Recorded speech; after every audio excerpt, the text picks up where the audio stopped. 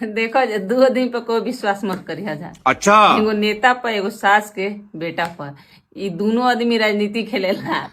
जब जैसन तब तैसन ही बोलला जा। जब काम आवेला ना तो सास के बेटा खूब अपना मेरा के फसल हो जा। काम निकल जाए ना तो ना पूछे जे उहे नेता बनन जा। वोट मांग खोला नु तो हाथ जोड़ेलन जा। आ काम निकल जाए नु तो तू का हो तर तार केहू ना पूछे जाए।